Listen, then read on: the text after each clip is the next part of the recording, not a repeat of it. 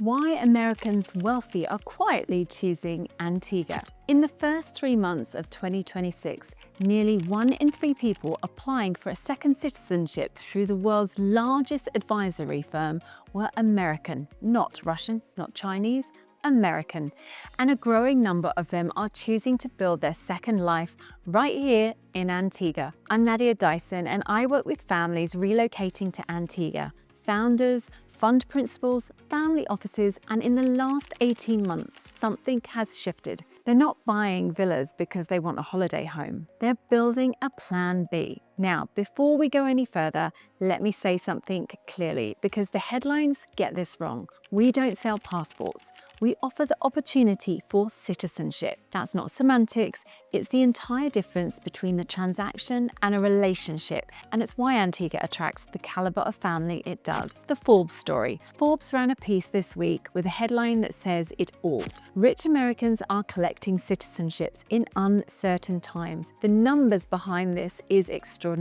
Inquiries from US citizens about second citizenships are up 500% over 5 years. Henley & Partners, the largest firm in this space, says Americans are now the single largest applicant nationality globally. In the first quarter of this year alone, US nationals were nearly a third of every application they process. This isn't fringe, it's a sophisticated, well-advised migration of capital and optionalities. Why now? The triggers are well understood by anyone advising serious wealth. Political volatility, regardless of which side you sit on, half the country feels unrepresented every 4 years. Tax exposure, the US is one of only 2 countries that taxes citizens on worldwide income, no matter where they live. Estate and succession planning, wealthy families want their children to inherit options, not just assets. Travel friction, even US passport holders are seeing more visa requirements and tighter security. The framing has changed. A second citizenship used to feel exotic. Today, it's discussed the same way as portfolio diversification or umbrella insurance. As one advisor in the Forbes piece put it, if you wouldn't hold 100% of your wealth in one stock, why hold 100% of your life in one jurisdiction? So why Antigua? There are 5 Caribbean nations offering citizenship by investment. Antigua and Barbuda is one of them, and for American families, it has a distinct edge. Here's what actually is involved. The minimum contribution is $230,000 US to the National Development Fund. That covers a family of 4. It's a contribution to the country, schools, infrastructure, and healthcare, not a fee for a document. The real estate route, invest in a government-approved development and you become a citizen and an owner of a hard asset on one of the most desirable islands in the region. Processing time is roughly 6 to 9 months. Residency requirement, 5 days in 5 years. Please note this may go up to 30 days in 5 years. Tax profile, no personal income tax, no capital gains, no inheritance tax, and no wealth tax. Visa-free or visa-on-arrival access to over 150 countries, including the Schengen area and the UK. And the best part, most articles undersell. Antigua is functionally set up for serious wealth. Direct flights to London, New York, and Miami, private banking infrastructure, super yacht facilities at Falmouth and Jolly Harbour, branded residences, a stable English-speaking common law jurisdiction. It is designed to receive high net worth families, not just process their paperwork. If you're watching this and Antigua is starting to make sense for your situation, whether that's citizenship, the real estate, or both, the link in the description will take you straight to call with my team. We'll give you an honest read on whether this fits your picture and which projects are worth your time.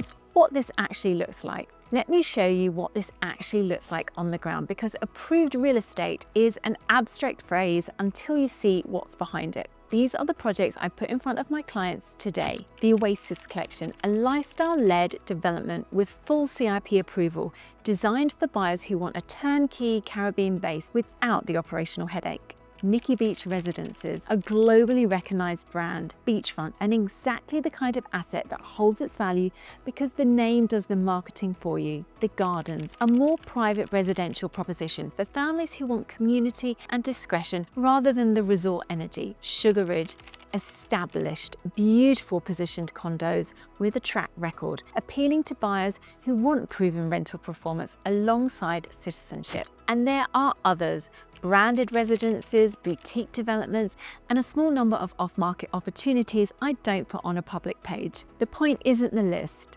The point is that the right project for you depends on who you are, how you will use the island, and what you want your family to inherit. That's a conversation, not a catalogue. The distinction that matters. I want to come back to something I said at the top because it's the most important part of the video. We don't sell passports. We offer an opportunity for citizenship. Here's what that actually means in practice. A passport is a document. A citizenship is a relationship between you, your family, and the country. The Citizenship by Investment unit doesn't process documents, it vets people.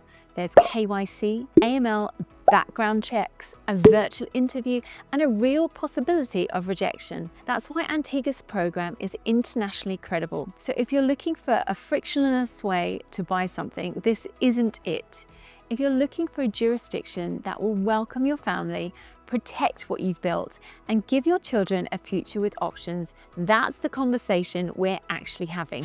Who's actually doing this? The profile has changed. 5 years ago, it was retirees and crypto founders. Today, it's tech executives hedging against political and tax shifts. Founders pre-exit structuring ahead of a liquidity event. Family offices building generation optionality.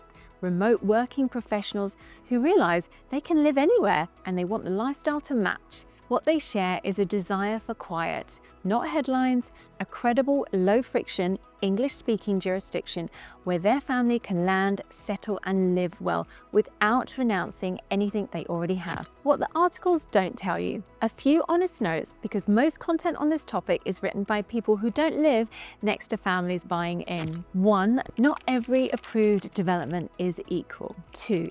Due diligence is real. The CIU rejects applicants. No agent can rescue a problematic file. 3. Citizenship is the start of the relationship, not the end. The families who get the most out of this are the ones who actually use the island. 4. The generally good properties, beachfront, branded residences, are increasingly tightly held. The window on certain inventory is closing. If the Forbes piece resonated, if you're one of the people quietly looking at this for the first time, Antigua deserves a closer look than the noise online gives it. And remember, we are offering an opportunity for citizenship in a country that will know your name, welcome your family, and protect what you've built. If you'd like a conversation that isn't a sales pitch, just an honest read on whether this fits your situation and which of these projects might actually suit you, the link is below. But before that conversation, the one thing worth understanding, because Antigua isn't the only Caribbean nation offering citizenship by investment, and the differences between the programs matter more than people think. We did a full, honest comparison of Antigua and Grenada's CBI programs, the real costs, the real differences, and who each one is actually for. If you're still deciding, watch the next one. It's right here. Thanks for watching.